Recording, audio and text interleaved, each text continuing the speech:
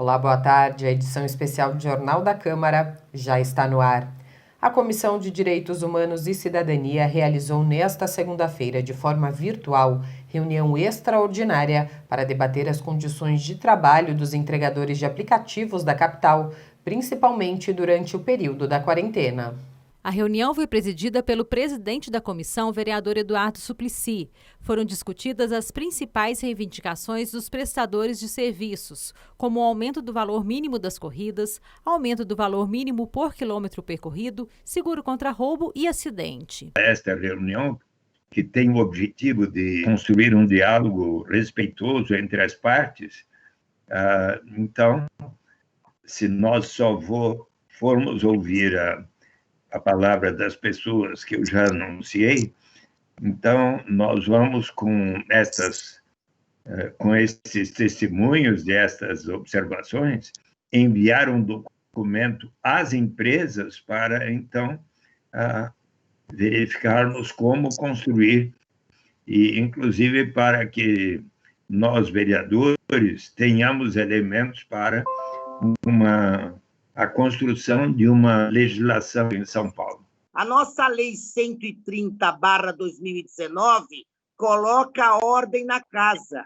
Ela simplesmente dá ao motociclista, ao motofretista dessa cidade, condições de ter o direito de ir e vir com segurança, com saúde, garantir a sua família. E aí não tem placa vermelha, não tem placa bege, não tem placa cinza, é para todos os motofretistas da cidade de São Paulo. Então, esses aplicativos, eu não sei se o senhor sabe, senhor presidente, mas foi recusado 2 bilhões pela iFood, por um grupo americano. Eles estão preocupados em faturar e em escravizar o motofretista dessa cidade, desse país. Os entregadores reclamaram sobre a falta de segurança na prestação de serviços, a ausência da concessão de auxílio pandemia e a necessidade da distribuição de EPIs, os equipamentos de proteção individual, e licença remunerada caso eles sejam diagnosticados com a Covid-19. As nossas reivindicações é um grito de socorro aí a todo o país, ao poder público, né, que quem podem fazer alguma coisa por nós, né, são os governantes desse país. Não tem outra pessoas que a gente possa pedir esse socorro, né. As nossas reivindicações são reivindicações que não só aqui em Brasília, em São Paulo, Rio de Janeiro, todos os estados estão pedindo, mas todos os entregadores a nível mundial estão sofrendo essas mesmas perseguições, estão tirando de nós esses mesmos direitos. Presente na reunião, a pesquisadora do Centro de Informações sobre Emprego e Direitos Humanos, Marina Novaes, atentou sobre os riscos diários dos entregadores, o aumento do lucro das empresas e a desigualdade em relação à remuneração da classe. De um lado, essas pessoas expostas aos riscos, medos e incertezas, elas estão nas costas as marcas que têm lucrado milhões e têm feito muito pouco para protegê-los. A tecnologia já tinha impulsionado esse surgimento da chamada gig economy, né? A economia compartilhada, com suas ofertas de serviço por meio de plataformas digitais e que cria oportunidades aparentemente flexíveis para que as pessoas tenham renda.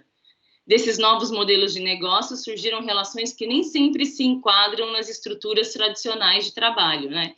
Para o vereador Alfredinho, a situação da categoria é próxima à escravidão, sem garantias dos direitos básicos dos trabalhadores. A volta de uma escravidão, na verdade, em termos de direitos. Porque nós lutamos por muitos direitos. E olha que quando a gente começou aqui como jovens, mesmo você tendo algumas condições de trabalho que não eram tão boas, com jornada de trabalho de 48 horas, que nós brigamos e depois reduzimos para 44, e que depois brigamos por 40 horas e que muitas categorias, embora você tenha uma jornada legal da CLT de 44, mas na nossa categoria, principalmente metalúrgica e outras categorias bem organizadas, a jornada é de 40 horas e algumas até menos.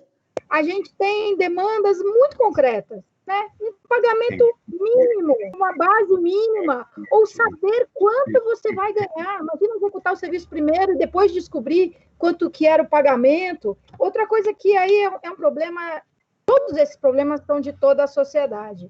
Mas esse estabelecimento de metas é louco, porque você tem uma liberdade, mas é mentira, né? A empresa tem toda a liberdade de estabelecer o preço, o valor, o pagamento, quantos trabalhadores, mas aí tem metas de pontuação, né, de produtividade. Aí quando você estabelece uma meta de um número mínimo de corridas realizadas para conseguir atingir aquele bônus, isso é um absurdo. As atividades também estão sendo acompanhadas pelo Ministério do Trabalho, mesmo antes do período de pandemia. Logo que a pandemia começou, o Ministério Público, que já tem uma linha de atuação com os entregadores, a gente tem algumas ações civis públicas já ajuizadas contra as plataformas, pedindo reconhecimento de vínculo empregatício, e já realizou uma série de estudos e atividades em relação a esse aspecto. Então, a gente acompanha a situação dos entregadores há muito tempo, e quando a pandemia começou, a gente verificou que esse grupo de trabalhadores seria um dos principais atingidos.